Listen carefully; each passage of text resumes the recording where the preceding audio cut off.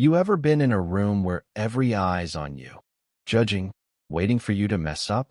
That's where Maya Jackson found herself one crisp fall night in Chicago, standing in the middle of a glitzy ballroom, broken glass at her feet, with a smug millionaire pointing a champagne flute her way like it was a loaded gun.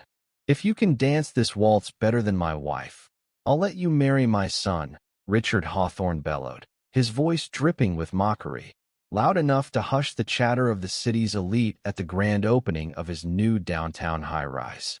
The crowd 200 of Chicago's richest, decked out in tuxes and gowns, froze as the crystal tray Maya had dropped shattered across the marble floor, the crash echoing like a gunshot.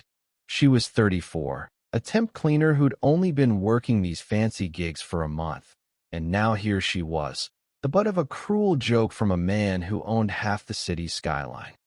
Richard's son, Ethan, 27 and mortified, leaned in and hissed, "Dad, this is insane, stop it."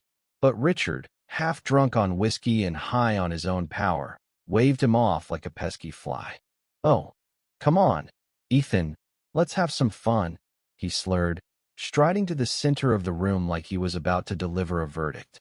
"This woman," he said, pointing at Maya, "can't even clean without breaking something. Let's see if she can move to a beat." The room erupted in laughter, sharp and mean, the kind that cuts deeper than words. Maya, still kneeling, picking up shards of crystal with hands that shook just a little, didn't look humiliated, though she looked calm, like she was sizing up every snicker, every smirk, every pair of eyes boring into her. Richard, loving the spotlight, raised his voice. "Play a waltz, DJ. If she outdances my wife, I'll marry her to Ethan right here." The crowd roared again, some women hiding their giggles behind manicured hands, others whispering bets like this was some twisted game show. Richard's wife, Eleanor, 52, a woman who taught ballroom classes to Chicago's upper crust, smirked and said, "Really, darling, you think I need to compete with her?" Her voice all venom and honey, tossing her head toward Maya like she was flicking away a speck of dust. Maya stood slowly, wiping her hands on her plain black apron, her eyes locking onto Richard's. For a moment, the room seemed to hold its breath. "I'll take your challenge," she said, her voice clear, steady, slicing through the noise like a knife. The laughter stopped. Even the orchestra faltered, their bows hovering over strings, unsure what was happening. Richard blinked, his smirk flickering. "What did you say?" he asked, like he couldn't believe she'd dare speak. "I said I'll dance," Maya repeated, a faint smile tugging at her lips, the kind that made a few guests shift uncomfortably, like they'd just felt a chill they couldn't explain. "But when I win and I will win, you'll keep your word, even if you meant it as a joke." The crowd tittered, thinking this was the setup for the biggest embarrassment they'd see all year.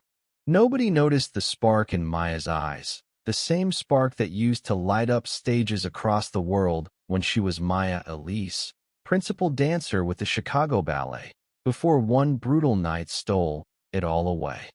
If this story's got you curious, stick around, because what happened next in that ballroom wasn't just a dance, it was a reckoning, a moment that flipped the whole power dynamic of that room upside down.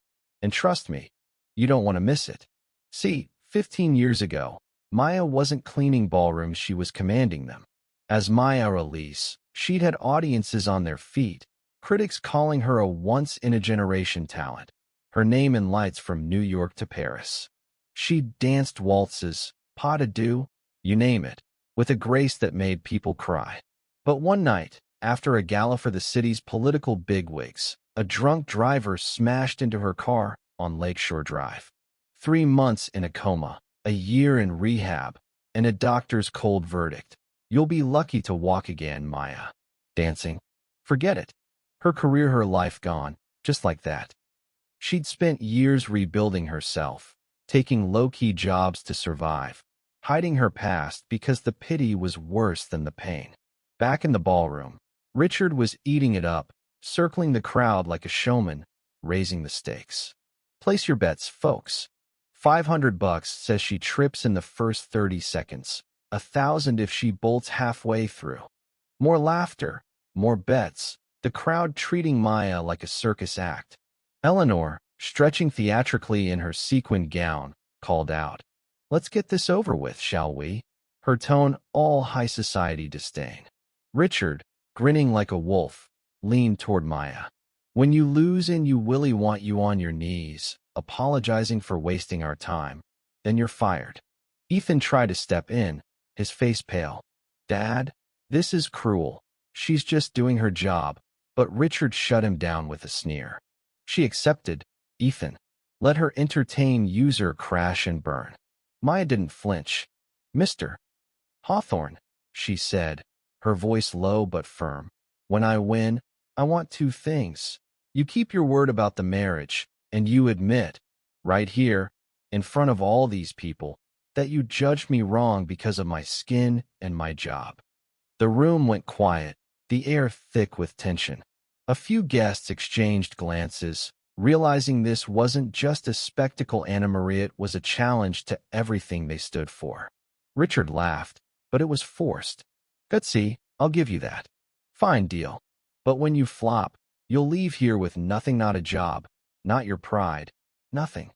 What Richard didn't know was that he'd just picked a fight with a woman who'd already lost everything once and clawed her way back. Maya's mind flashed to those grueling years of physical therapy, the nights she'd danced alone in her tiny apartment, proving to herself she could still move, even if the world had forgotten her. Across the room, Eleanor started her dance, all practiced steps and stiff elegance, the kind you learn at a country club, not a stage. The crowd clapped politely. She was one of them, after all. Then it was Maya's turn. She stepped to the center of the floor, her worn sneakers silent on the marble. The DJ, looking nervous, asked, "What song?" Maya didn't hesitate. "The same waltz, from the start." Richard snorted. "Oh, she wants a do-over, how cute." But Maya had chosen that waltz for a reason. It was her signature piece, the one she danced to a standing ovation at the Civic Opera House, the one etched into her bones. As the first notes played, she closed her eyes, letting the music pull her back to that stage, to the woman she used to be. Then she moved. At first, her steps were soft, almost tentative, letting the crowd think she was out of her depth. But as the music swelled, so did her movements, fluid, precise, a perfect blend of ballroom and ballet that made jaws drop. She spun into a pirouette, her body defying the years of pain, then leaped into a grand jeté that seemed to stop time. The room wasn't laughing anymore. Richard's glass froze halfway to his lips. Eleanor's smug grin vanished. Even the musicians leaned forward, their playing sharper, like they knew they were part of something extraordinary. A man in the crowd, a gray-haired arts patron named Harold, whispered to his wife, "I've seen that style before." "Where?" Ethan, filming on his phone as his dad had ordered, couldn't look away, his eyes wide with awe.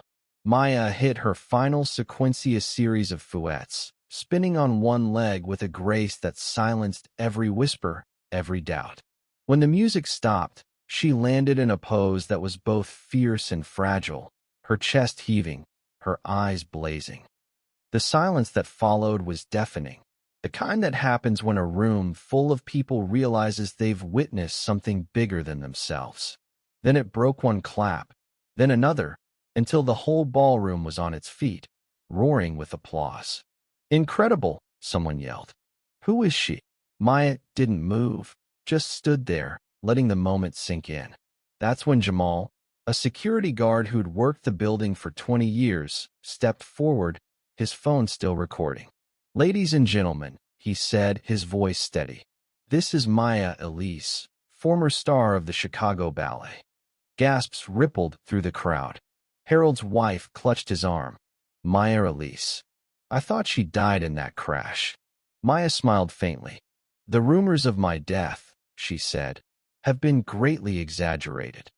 Richard was ashen, his empire of confidence crumbling.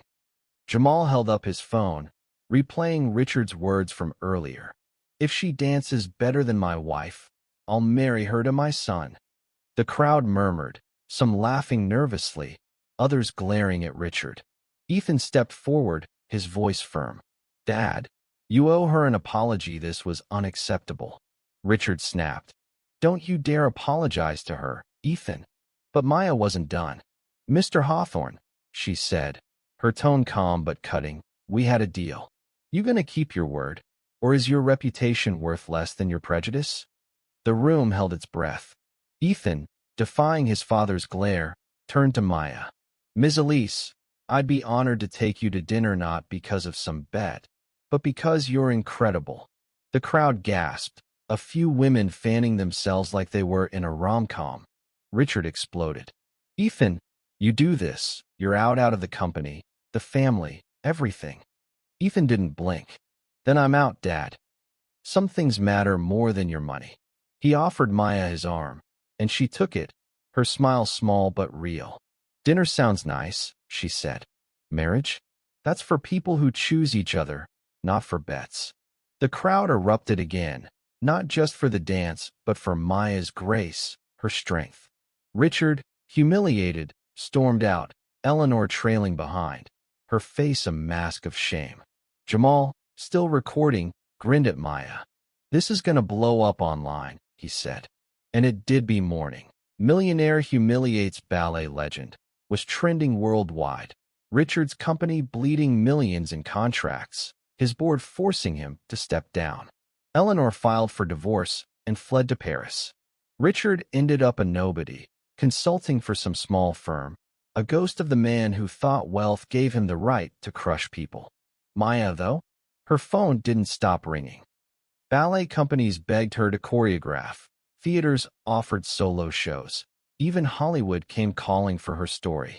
But what hit her hardest was a letter from the kids at the community center where she'd volunteered a crumpled envelope with $19 and change and a note begging her to teach again. She cried, then got to work. 6 months later, the Maya Elise Arts Center opened in Chicago's South Side, funded by donations from around the globe. Ethan, now running a leaner, kinder version of his dad's company, was its first donor. Jamal, watching Maya teach a class of kids, all grins and clumsy plies, said, "This ain't just about beating prejudice, it's about showing what real class looks like." Maya, her eyes bright, nodded. "Sometimes you gotta lose it all to find out who you are. And sometimes people like Richard gotta lose it all to learn who they shouldn't be." Ethan, bringing flowers from the center's garden, smiled. "Dinner tonight?" he asked. Maya laughed, taking his arm. "You're on." Maya didn't just win that night, she changed the game. She showed that when you meet cruelty with excellence, you don't just beat it, you build something better. So what about you? Ever had someone try to cut you down because of who they thought you were? Drop your story in the comments. Let's talk about what it takes to rise above, to be extraordinary when the world expects you to fail. And if this story hit you, share it, subscribe, let's keep these conversations going.